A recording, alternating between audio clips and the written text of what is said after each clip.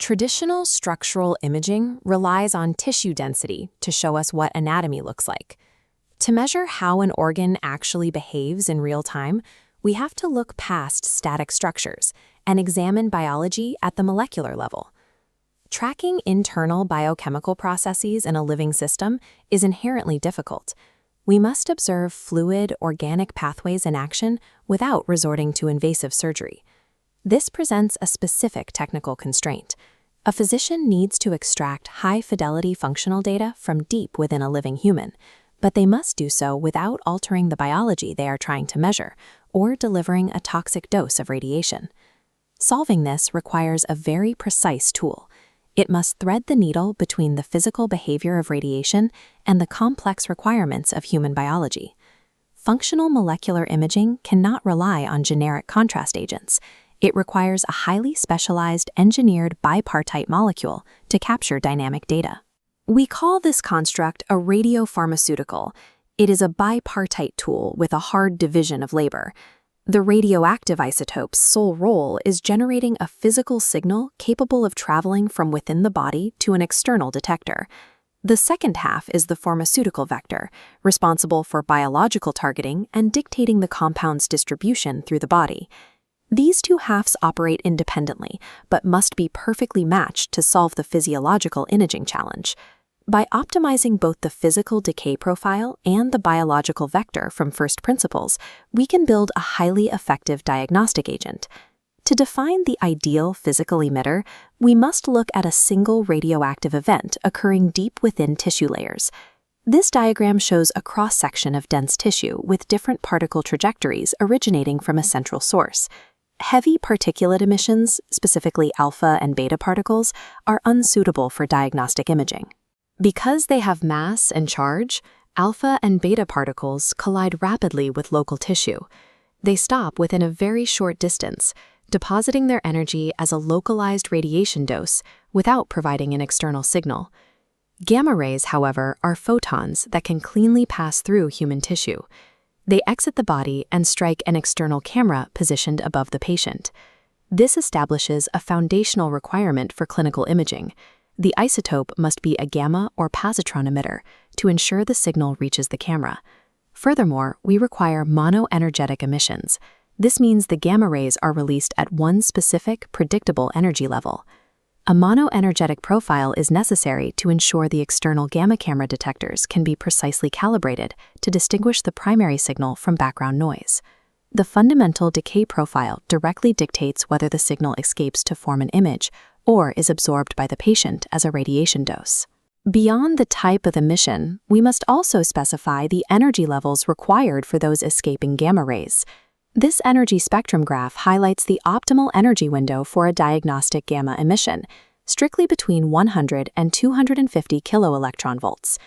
Below 100 keV, photons suffer from scatter or absorption by the patient's body, leading to significant signal loss. Above 250 keV, the photons are too energetic. They pass straight through the camera's LED collimators without interacting, which blurs the image and destroys spatial resolution. We must also account for the temporal constraints of the isotope, specifically its half-life. The ideal physical half-life should be approximately 1.5 times the intended duration of the clinical imaging procedure. This ratio ensures there are enough photons to create a clear image during the scan, while minimizing the cumulative radiation dose to the patient once the procedure is finished. Only an isotope meeting these exact energy and timing parameters provides the necessary hardware for a clear diagnostic scan. However, even a perfect physical signal is useless if it lacks physiological context. This physiological map shows the role of the pharmaceutical component, which determines exactly where the isotope travels through the bloodstream. The success of the image depends on a high target to non-target uptake ratio. High diagnostic contrast requires the agent to accumulate heavily in the organ of interest while clearing rapidly from the background blood pool. This introduces a critical limitation in tracer design, the requirement for pharmacological inertness.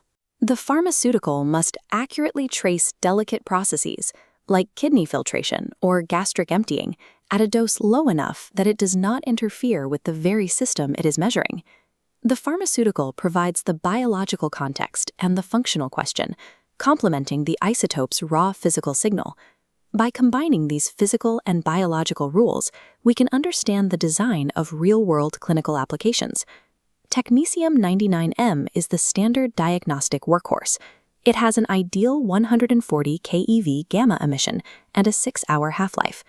By taking this single ideal isotope and swapping out the pharmaceutical attached to it, we can measure entirely different biological systems. When we pair technetium-99m with methylene diphosphonate, or MDP, the compound is driven into the bone to map skeletal turnover. Pairing that same technetium-99m with MAG3, or DTPA, changes the vector, allowing us to map dynamic renal filtration rates. A third combination, using macroaggregated albumin, or MAA, traps the signal in the capillaries to map lung perfusion.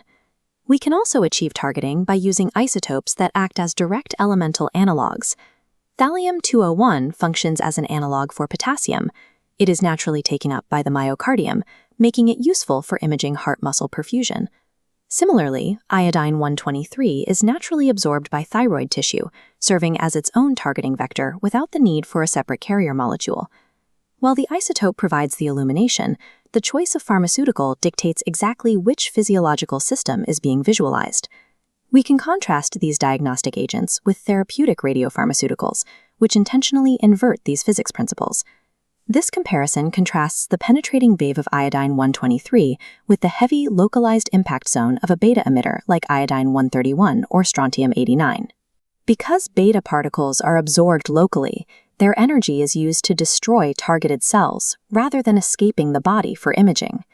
Iodine-131 uses the thyroid's natural iodine affinity to deliver targeted radiation directly to diseased cells. The specific decay mode of the isotope determines whether a molecule serves as a diagnostic window or a therapeutic tool. Ultimately, a clinical scan is simply a physical shadow cast by a specific biological behavior happening deep inside the body. The radioisotope defines the physical parameters, the energy, the half-life, and the compatibility with detectors. The pharmaceutical vector defines the biological question being asked by the physician. By aligning atomic physics with human physiology, invisible biological processes are converted into legible, high-fidelity diagnostic data.